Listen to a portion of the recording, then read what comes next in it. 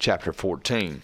At that time Abijah the son of Jeroboam fell sick, and Jeroboam said to his wife, Arise, I pray thee, and disguise thyself, that thou wilt be not known to be the wife of Jeroboam, and get thee to Shiloh. Behold, there is Ahijah the prophet, which told me that I should be king over this people.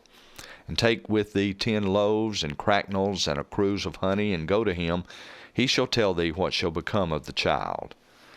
And Jeroboam's wife did so, and arose and went to Shiloh, and came to the house of Ahijah. But Ahijah could not see, for his eyes were set by reason of his age.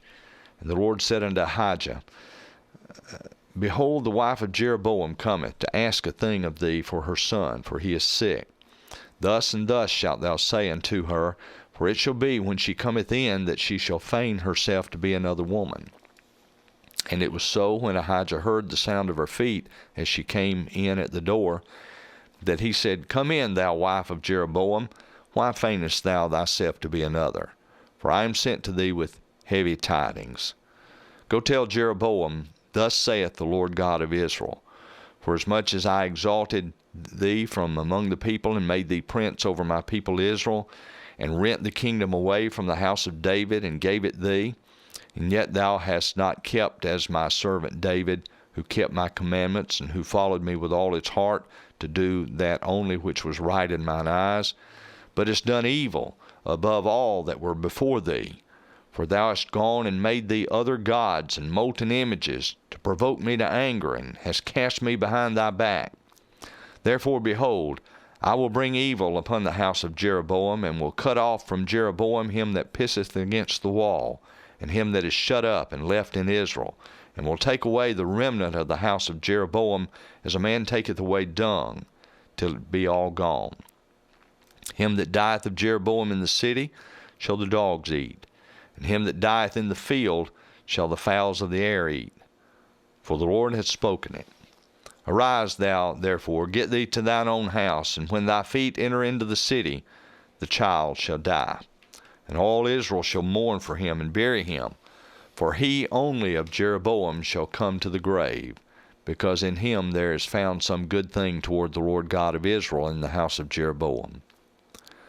Moreover, the Lord shall raise him up a king over Israel, who shall cut off the house of Jeroboam that day. But what? Even now. For the Lord shall smite Israel, as a reed is shaken in the water, and he shall root up Israel out of this good land, which he gave to their fathers, and shall scatter them beyond the river, because they have made their groves, provoking the Lord to anger. And he shall give Israel up, because of the sins of Jeroboam, who did sin, and who made Israel to sin. And Jeroboam's wife arose and departed, and came to Tirzah. And when she came to the threshold of the door, the child died.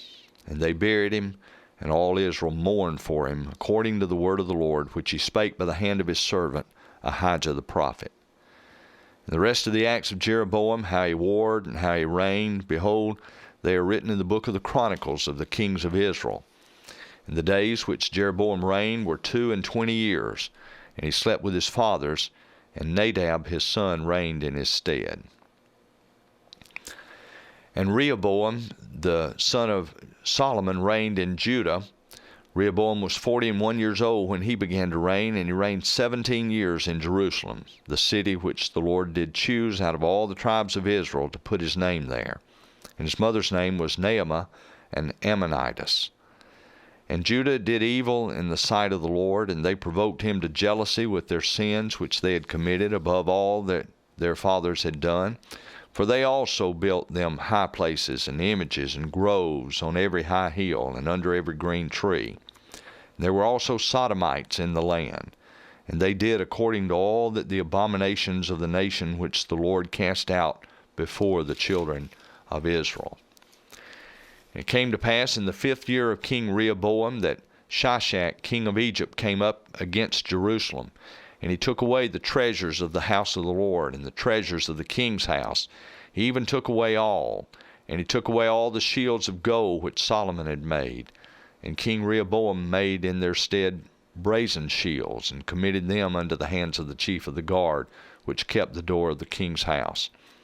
And it was so when the king went into the house of the Lord that the guard bare them and brought them back into the guard chamber. Now the rest of the acts of Rehoboam and all that he did, are they not written in the book of the kings of the Chronicles of the kings of Judah? And there was war between Rehoboam and Jeroboam all their days. And Rehoboam slept with his fathers and was buried with his fathers in the city of David. And his mother's name was Naamah an Ammonitess, and Abijam his son reigned in his stead. The end of chapter 14.